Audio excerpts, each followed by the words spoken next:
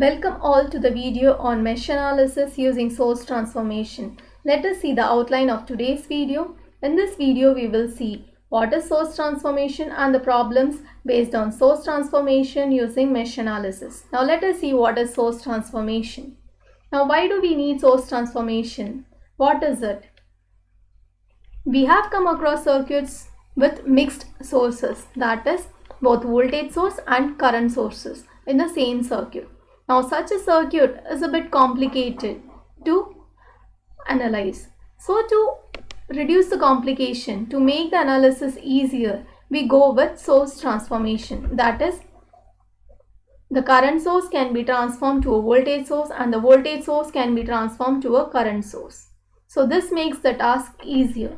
Now that we know what is source transformation, let us see what is voltage source transformation in detail.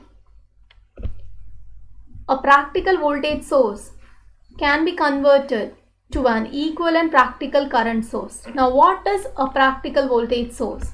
So this is what we have is a practical voltage source. Now what is it that makes it source transformation possible? So here I have a voltage source which is connected in series with this resistance. When a voltage source is connected in series with a resistance, then it is possible to perform voltage source transformation. If this type of connection is not available, then we cannot go with source transformation. So now that we can move ahead with the source transformation for this circuit. So I'm going to convert this circuit to a current source. So I need to find current, that is I. So to find I, we use Ohm's law, that is I is equal to V by R. We have the value of V and R in the given circuit. So using this, we can obtain current which can be used to do the transformation. So here, this is what is the current source. This is nothing but V by R and the resistance R, which is unchanged. A point to remember is the resistance remains unchanged. Whatever transformation we do, either voltage to current or current to voltage, the resistance value will be unchanged. Now, an important point to note here is this particular positive sign. The positive end of the voltage source is upwards. So, the arrowhead of the current source is upwards.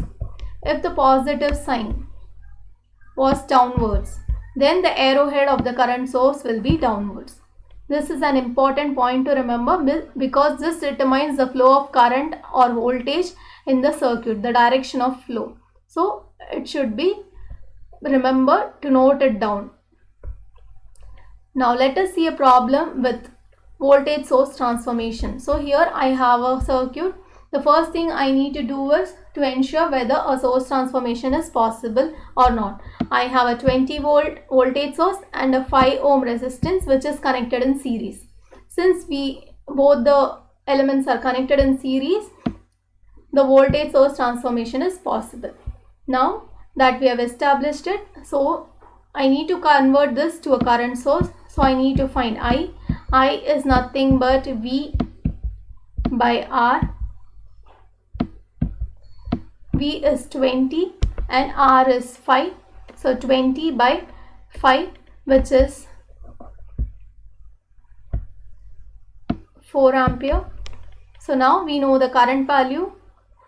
So this is the equivalent current source here, 4 ampere current source and the 5 ohm resistance which is unchanged. The arrow, the positive of 20 volt is up. So the arrowhead of the current source is facing upwards. Now that we are familiar with the voltage source transformation, let us move on with the second type of transformation, that is current source transformation. A practical current source can be converted to an equivalent voltage source. So now this is the current source, and to determine whether transformation is possible, we need to ensure the connection, that is a current source is connected in parallel with the resistance. If they are connected in parallel, then we can move ahead with the current source transformation. So I'm going to convert this to a voltage source, that is V. I need to find V. V is equal to I into R by using Ohm's law. So here the source transformation is possible. So a voltage source is connected with a resistance in series. So this is what is a current source transformation. Now let us see a problem based on current source transformation. So here I have a circuit with a current source 10 amp and a 3 ohm resistance. First I need to ensure whether a source transformation is possible here.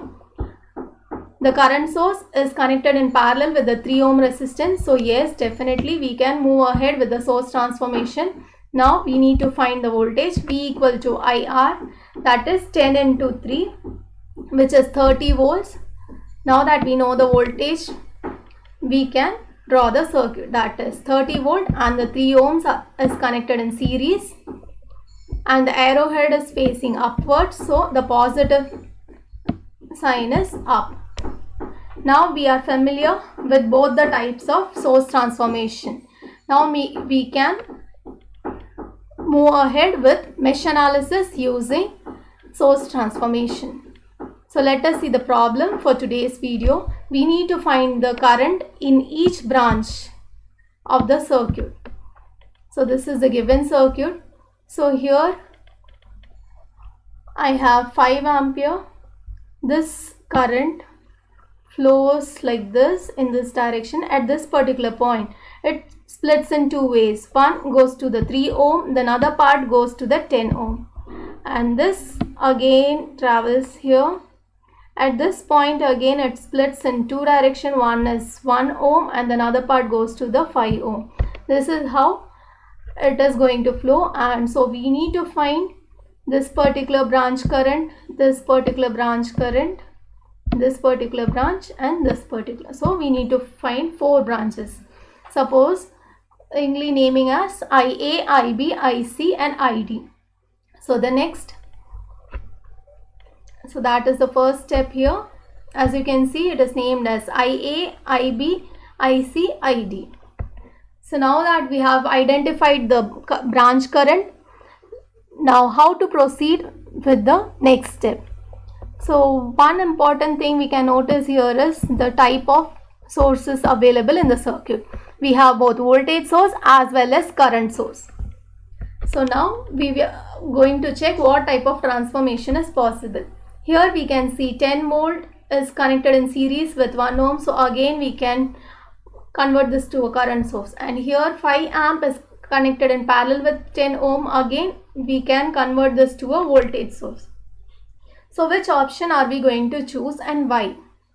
So now for this we need to know what we are going to find. Mesh analysis is a technique which is used to find the current. So to find current we use Ohm's law, that is V equal to IR in the matrix form. And to find current we need voltage value. So to find the voltage value,